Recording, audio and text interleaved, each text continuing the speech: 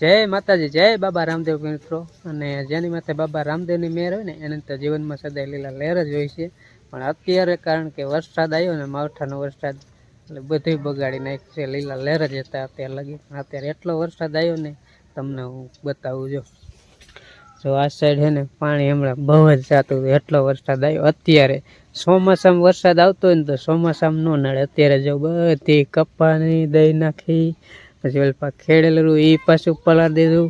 વાવેતર કાલ તમારે વાવવું હતું બરાબર, પણ હવે વાવેતર થાય છે નહીં, કારણ કે પલાળી દીધું એટલે સુકાય, ફરીને ખેતી કરવી પડે, બધી ડબલ મહેનત થાય એવું થાય. અને આ સાઈડ પણ જો આ સાઈડ ખેડેલું હતું કે ત્યાં કંઈક વાવશું, હવે એ પાછું સોટાડી દઈએ, ડબલ મહેનત થાય. અને એને પણ માર્ગમાંથી ને પણ પાણી આવતું હતું. જય માતાજી, જય બાબા રામદેવ પીર. તો આપણે વરસાદના નીકળી ગયા બાર તારે બાર જ નીકળી જાય ને ક્યાંય જવાય એવું નહીં, બધું બગડી ગયું. ઘડીક વરસાદ હને કીધું રહી જાય, પછી બાર નીકળી હું પાણી જાજુ દેખીને હને બીક લાગી જશે કે પડામાં શું હાલ થયું છે. આપણે માવઠાનું હને પથારી ફેરવી વેરી, માવઠાનો વરસાદ પથારી ફેરીને મેલ દીધી. કા આપણે એકની નહીં, બધાયની સાચી વાત. આપણે તો હાલો કાલે કપા વીણલી થાય તો ગાહડિયું ઘરમાં આપણે ઓસરીમાં રાખી દીધી.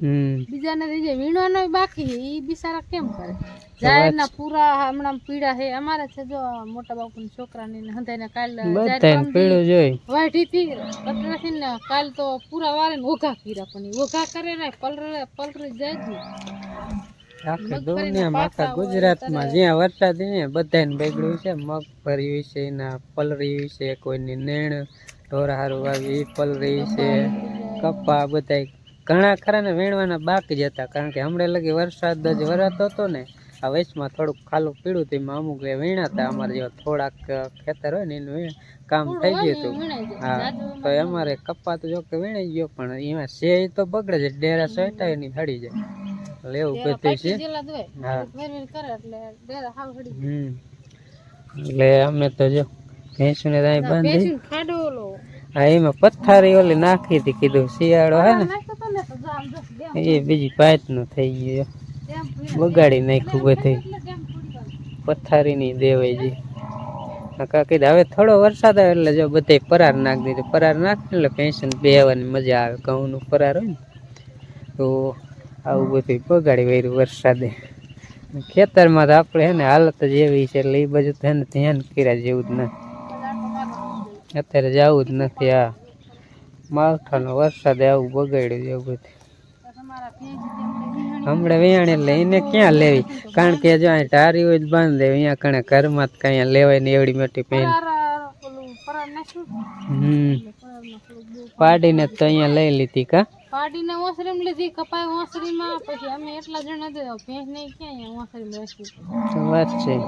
જો વરસાદ આવે તો હું માંદું થઈ જાય થોડું. સુવાવડું કેવાના જે આ ત્રણ થયા એમ ધ્યાન રાખવું પડે. તો છતાંય કઈક બહુ વરસાદ આવે તો કઈક કાગળ બાંધો પડે. વરસાદ આવે છે ને એટલે માથે પાણી પડે ને એટલે ખંજેર આવે, એટલે પછી એવી રીતની કરે. કિલો કાઢવું હે ઓછું થઈ ગયું હે ના પાડે, હાલો ને કાઢું. આ આટા ફરે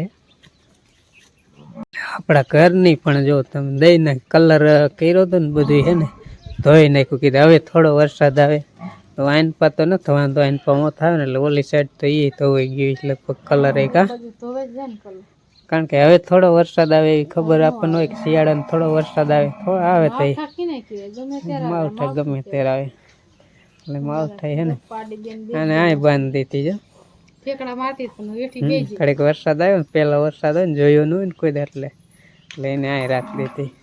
ને કપાસ જ્યાં રાખી દીધો તો આડું બાંધી દીધું એટલે વળી બસી ગયો. નકર એ બગાડી વારે વીણો એટલો હાથમાં આવ્યો એવું. બાકી ઓમાં જે છે ને છોડવામાં એ બધું પૂરું શાક બગાડી વારે છીનવી લે.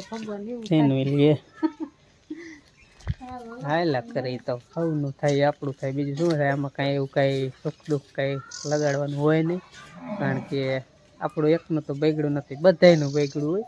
એટલે વિશ્વ લેવલે વાત કરું કે બધાયનું આ માવઠા થઈને તો હે ને બગાડ જ થયો હોય, કોઈને કામ ન આવે. વરસાદ ચોમાસું વરસાદ હોય ને તો કામ આવે, પણ અત્યારે તો બધાયનું ટોટલ બધાયનું બગડે જ. એટલે આ વરસાદ એવો હે માવઠાનું બધું બગાડવા જાય. ત્યાં બધે કેવો કલર કર્યો તો ધોઈ નાખ્યું બધું, કારણ કે સુકાય છે એટલે જરાક પાછું સારું થઈ જશે. અત્યારે જે હાવ આવું થઈ ગયું એમ આપણને એમ થાય કે હાવ બગાડી વેર્યું વરસાદે, ધોઈ નાખ્યો કલર બલર એવું થઈ ગયું છે. કે પોર જલ્દી કરે ને કે એ હાટું કે ધોઈ વાળી કે માથે રજૂ સોટી ગઈ એવું છે. એટલે હાવ ધોઈ ગયું. પોરની વાત પોરે આવું નવું ધોઈ શું કરે? ઓલો ટાંકે કર્યો છે અહીંયા ધોઈ ગયું. પૂરું ધોઈ ગયું એટલે વાત પૂરી થઈ ગઈ. ખેતરે ધોઈ ગયું બધું. હવે એ બાજુ જવું નથી આપણે, કાંઈ ઓલું એમાં પાણી ભરાણું ના, પણ પેન ટોહા જેવું થઈ ગયું છે. એમાં વાવવું ફરીને ખેડવું પડે. કાલ ખેડી જાય, આજ પાછું પથારી ખેડે જાય, પાછું ખેડે એટલે આ રીતનું વરસાદે કઈક અમારું બધું નુકસાન કારણ કે થઈ ગયું છે, પણ કાંઈ વાંધો નહીં. જે ભગવાને ધારી છે થાય છે એ જ પાછું દિશે, બરાબર. એટલે કાંઈ ઉપાધિ કરાય નહીં, કારણ કે આપણે ટેન્શન લઈ તો ટેન્શનમાં આપણું પૂરું થઈ જાય. એટલે ટેન્શન નહીં લેવાનું ને આપણો ધંધો કરવાનો. તો બસ આ વિડીયોમાં આટલું જ હતું. મળી એક નેક્સ્ટ વ્લોગમાં. ત્યાં સુધી બધાને જય માતાજી, જય બાબા રામદેવ. આવજો.